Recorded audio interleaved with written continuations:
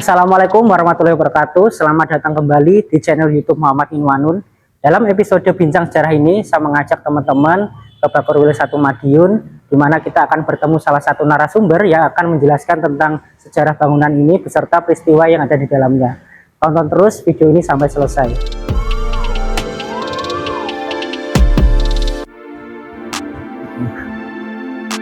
Terima kasih. Baik teman-teman, di sebelah saya sekarang ada Bapak Marjoko Santoso atau akrab disapa Pak Joko. Yeah. Assalamualaikum Pak Joko. Waalaikumsalam Mas Kanun.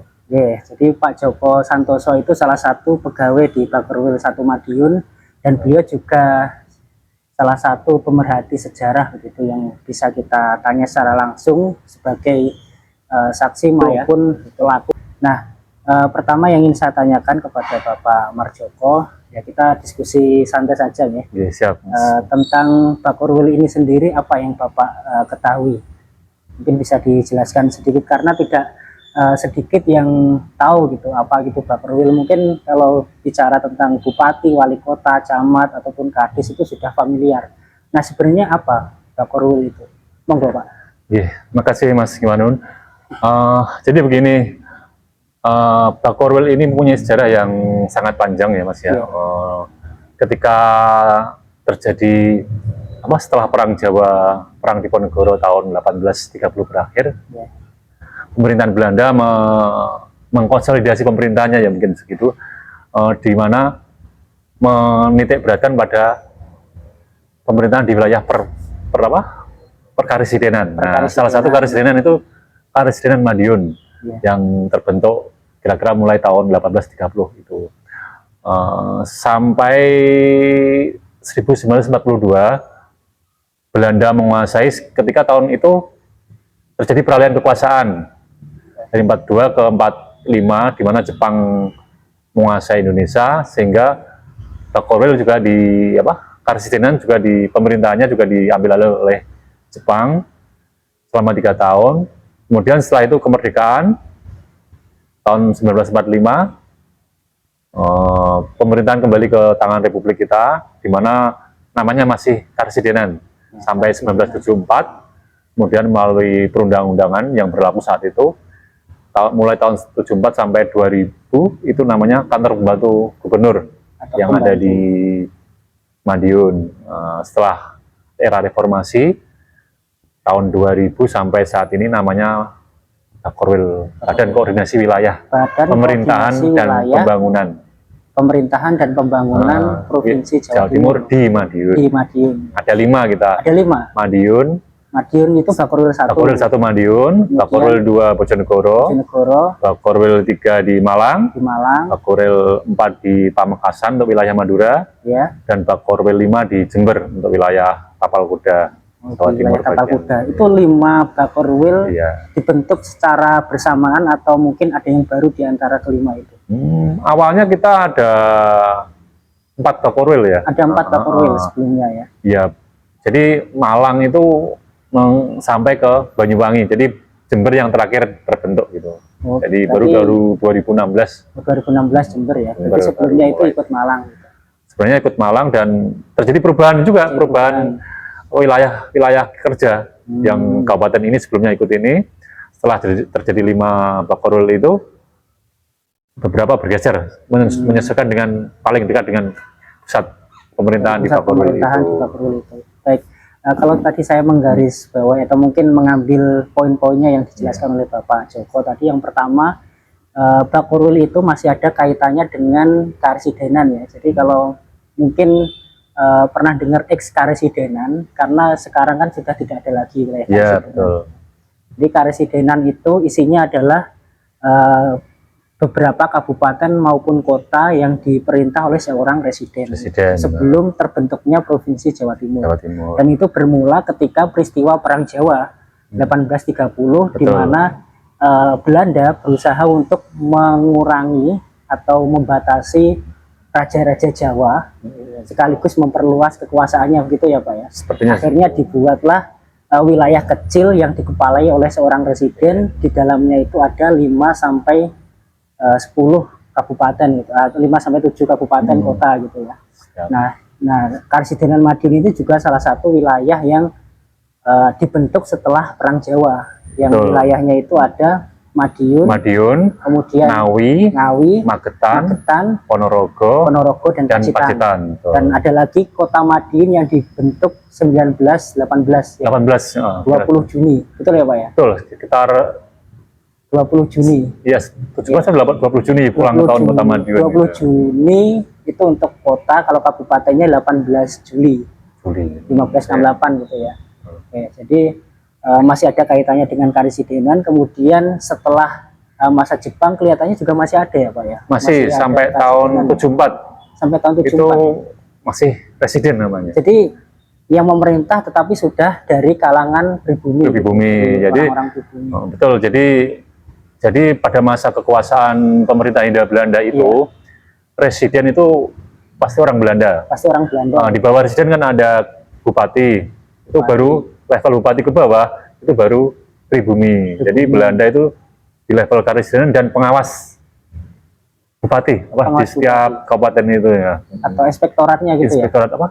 Apa istilahnya gitu ya. Oh, itu saya ingat dulu waktu neliti tentang skripsi Karesidenan Madiun itu kita pun pernah berdiskusi dulu ya Pak ya, waktu di tahun 2020 atau COVID-nya ini mengingatkan saya dulu dengan Pak Marjoko pertama kali ketemu di situ. Nah, saya berkunjung ke sini dalam rangka untuk melengkapi penelitian saya tentang Karesidenan Madiun, yang memang Karesidenan ini salah satu wilayah strategis karena dibawahi oleh seorang gubernur jenderal secara langsung, kemudian membawahi wilayah-wilayah seperti kabupaten, ada juga wilayah dulu namanya Afdeling, Pak. Afdeling itu pengawas. Afdeling itu yang diperintah oleh seorang pejabat kolonial setingkat bupati, tapi dia punya pemerintahan sendiri namanya Binland Bestur ya. Coba nanti dicek Binland Bestur atau pemerintahan dalam negeri Hindia Belanda waktu itu. Sementara yang bupatinya itu Inland Bestur dari kata Irlander artinya orang pribumi. Mungkin sembari saya mengingat memori waktu dulu menulis skripsi ya Pak Iya, pernah. Jadi ada dualisme kepemerintahan dan sampai akhirnya itu berakhir setelah masa Jepang. Betul sekali ya. Setelah masa Jepang masih ada Karesidenan, kemudian dihapus kalau tidak salah waktu itu oleh presiden pertama kita Soekarno tahun 1950. Tetapi waktu itu masih ada presiden ya, walaupun pemerintahannya sudah tidak ada, tetapi istilah residen itu masih digunakan sampai tahun berapa tadi? 74 ya, 74. Kemudian berganti menjadi pembantu gubernur dari tahun 74 sampai tahun 2000. Sampai tahun 2000. Berarti mulai ada Bakorwil, kepala apa ketua Pak? Kepala Bakorwil itu tahun 2001. Oke. Dan wilayah ini yang menjadi salah satu pembantu gubernur ya, gubernur di Madiun, Karesidenan Madiun, ditambah wilayah dari Karesidenan Kediri ya. Beberapa saja, ada Kediri, Kabupaten Kota, Trenggalek sama Tulungagung, Nganjuk tidak ya? Nganjuk ikut Bojonegoro. Oh, ikut Bojonegoro. Oke. Padahal kalau kita dari Madiun itu kalau mau ke Kediri kan otomatis lewati Nganjuk. Iya. Tapi nah itu juga. Jadi secara geografis sebenarnya Nganjuk lebih dekat ke sini. Tapi malah ikutnya ke Bojonegoro. Ya, karena mungkin pembagian biar tidak terlalu sedikit dan tidak terlalu banyak itulah. Terlalu banyak. Berarti total yang di Bakorwil 1 Madiun itu ada 10 berarti ya? 10 kabupaten kota, Mas. 8 kabupaten, 2 kota. 2 kota, betul.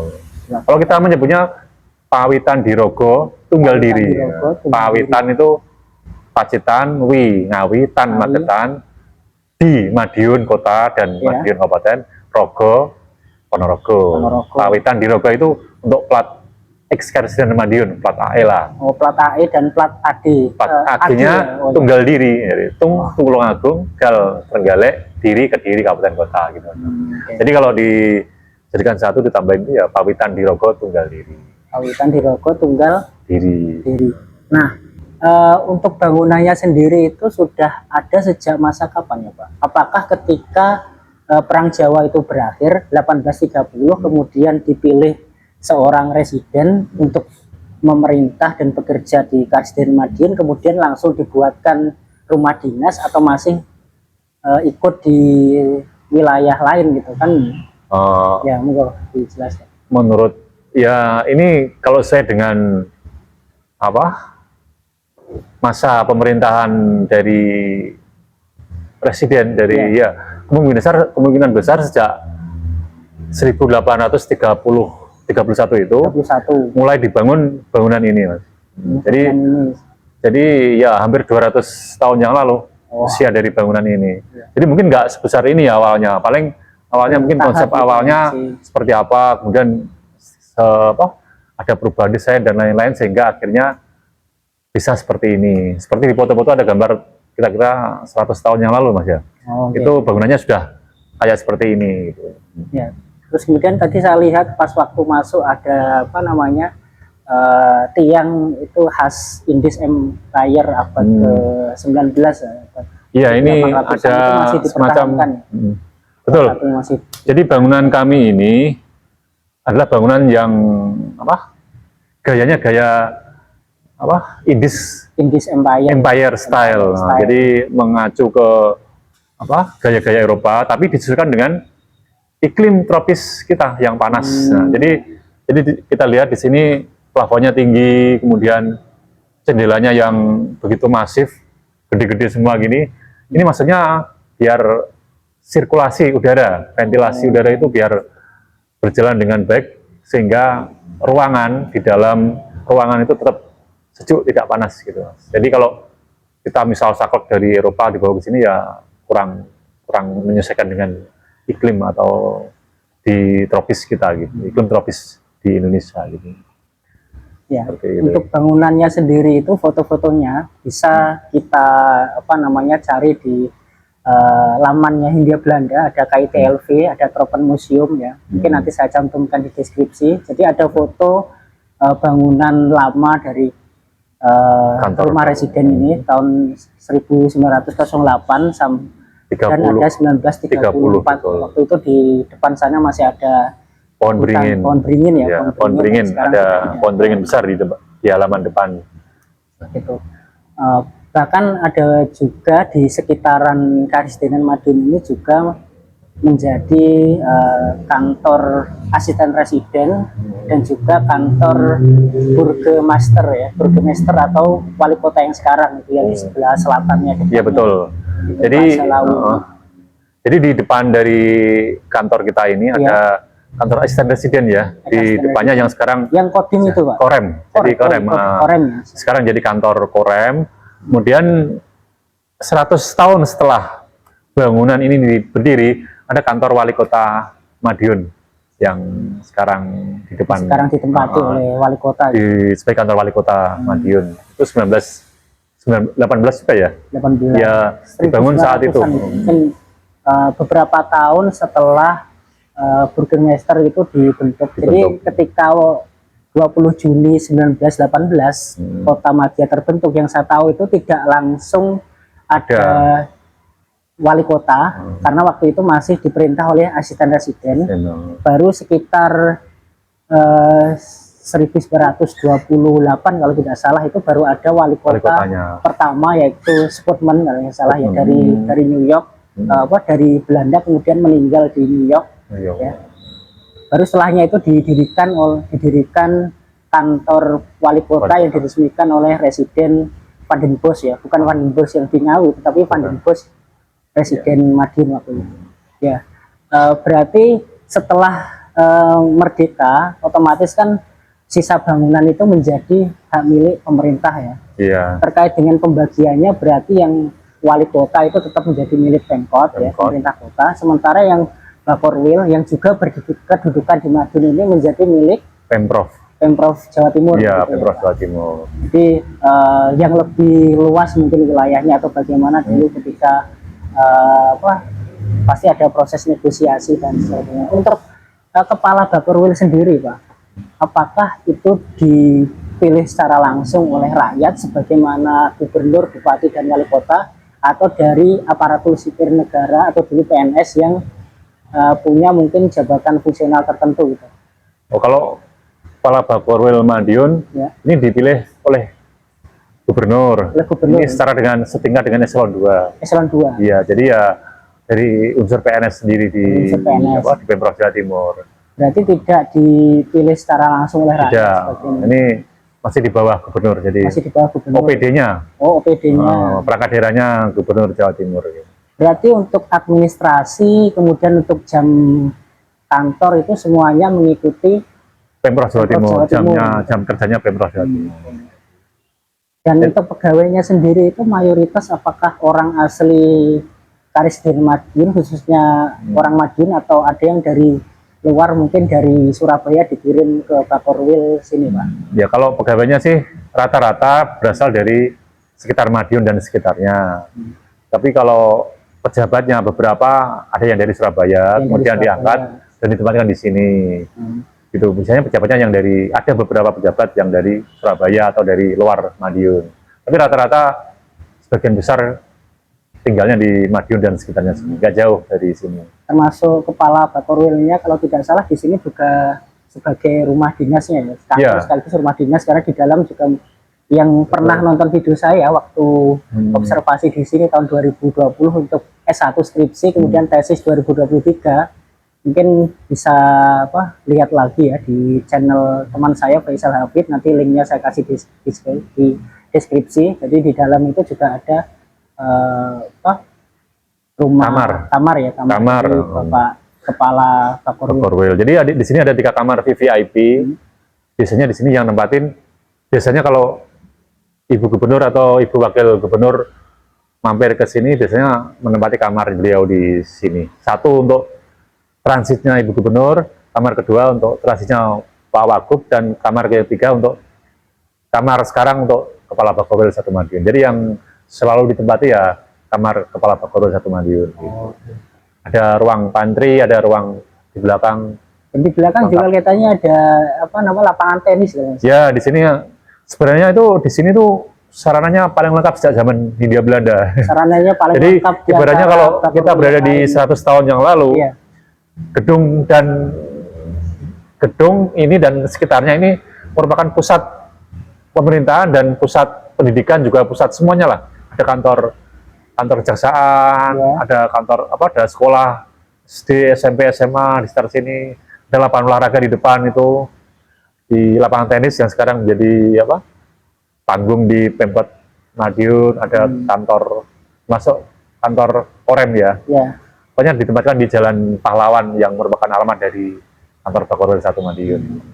Nah, ini juga menambahkan, jadi kalau teman-teman lihat di UBL ya, UBL itu salah satu laman punya Universitas Leiden atau Belanda yang ada di situ. Itu ketika kita nyari Madiun, tata ruang kotanya itu kelihatannya memang lengkap. Di situ ada residen, asisten residen, kemudian stasiun, kemudian ada Kartini School di sebelah sini, sekolah sekolah SD, kemudian European School, Holland Chinese School, kemudian ada Kartini School yang sebelah, Kartini School, kemudian ada Busku School yang sekarang jadi belum dipergunakan lagi. Jadi markasnya Korem kalau tidak salah. Iya, pokoknya masih belum dimanfaatkan lebih lanjut lagi. Jadi di sini itu cukup lengkap sarananya di Kota Madiun, walaupun wilayahnya itu kalau dihitung Pak ya, dibandingkan dengan mungkin Ngawi ataupun Ponorogo yang kita notabene lebih kecil, tapi lebih kompleks. Dan memang dengan adanya kota Madya itu pembangunannya bisa lebih dipusatkan di kota gitu. Makanya kenapa kok kota lebih maju ya, karena memang dari dulu sudah disetting untuk istilahnya segregasi, itu memisahkan penduduk lokal dengan penduduk kolonial yang pribumi dan Chinese sekaligus Eropa gitu ya. Iya. Ya, jadi dulu itu mungkin seperti itu. Jadi tata kotanya itu untuk masing-masing residen, baik di karesidenan manapun ya, termasuk Kediri atau manapun, biasanya kotanya itu menjadi yang paling maju lah, ya kan?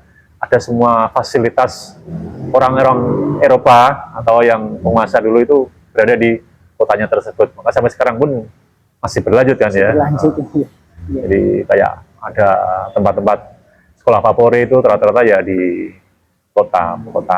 Ya, emang dari dulu memang di setting seperti itu. Settingnya seperti Oke, itu. kita kembali ke bangunan Bakorwil ini yang sudah berdiri sejak 200 tahun ya Pak ya? Hampir 200 tahun ya, 1830 sekarang 2026 gitu. Kurang 6 tahun lagi. Kurang 6 tahun lagi udah 200 tahun. Sudah jadi cagar budaya tentunya ya. Oh iya, untuk bangunan kantor Bakorwil 1 Madiun ini sudah menjadi bangunan cagar budaya Mas. Sejak tahun 2022 itu sudah tingkat provinsi. Tingkat provinsi. Jadi sudah segala macam pembiayaan untuk pemeliharaan kita sudah dari Provinsi Jawa Timur, bahwa ini merupakan gedung yang layak untuk dilestarikan karena mempunyai originalitas yang lumayan, persentasenya masih bagus dibandingkan bangunan-bangunan yang lain gitu. Saya dulu juga tidak tahu awalnya, sebelum saya menulis skripsi tahun 2020 itu saya mengira ini bangunan apa gitu, maksudnya bangunan mirip seperti istana presiden, tapi saya belum tahu, mungkin hanya sekedar lewat gitu. Tapi ketika melihat langsung di dalamnya, kemudian kita belajar, oh ternyata memang pusat pemerintahan dan juga segala aktivitas ekonomi politik itu dimulai dari kantor yang sekarang jadi Bakorwil ini.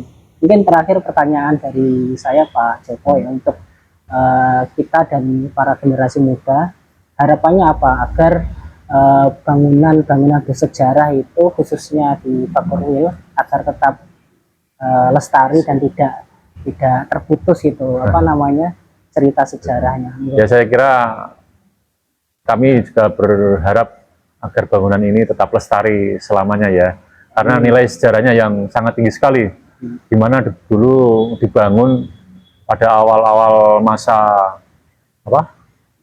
pemerintahan dan setelah Perang Jawa sampai sekarang ini, bahkan sebelum ada rel, belum ada stasiun, kita sudah ada di sini bangunan ini. Jadi saya harap generasi muda juga bisa lebih banyak belajar sejarah untuk mengetahui mengetahui jati diri kita gitu loh Mas. Dalam arti kita membangun itu tidak asal wah di luar sudah gini-gini, kita masih terlambat, padahal kita mempunyai semacam nilai sendiri yang patut kita pertimbangkan dalam rangka kita membangun Indonesia ke depan gitu.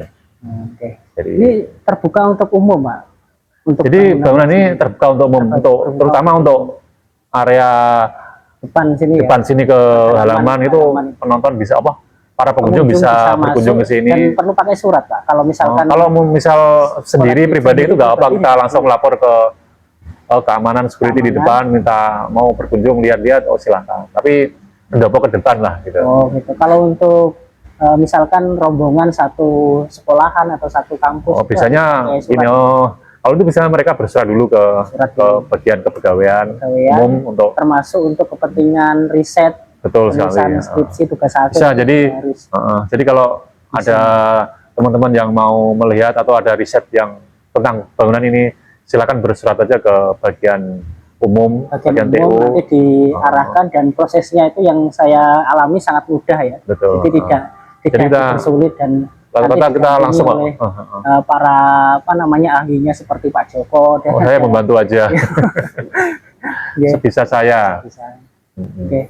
Ya mungkin barangkali itu yang dapat kita diskusikan dengan Pak Marjoko. Sebelumnya terima kasih, mohon maaf mengganggu waktunya. Sudah sharing ke teman-teman. Ditunggu kedatangannya di Bakorwil 1 Madiun ya.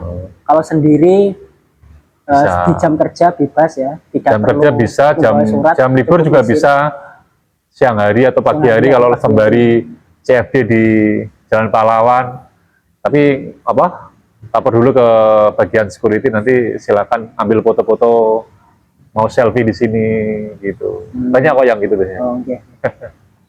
Baik, terima kasih teman-teman sudah menonton video saya di episode Bincang Sejarah dari Karesidenan jadi Bakorwil ya. Ya, Karesidenan jadi pembantu gubernur, kemudian di Bakorwil.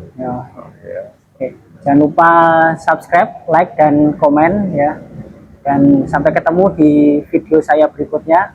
Wassalamualaikum warahmatullahi wabarakatuh. Waalaikumsalam warahmatullahi wabarakatuh. Terima kasih Pak.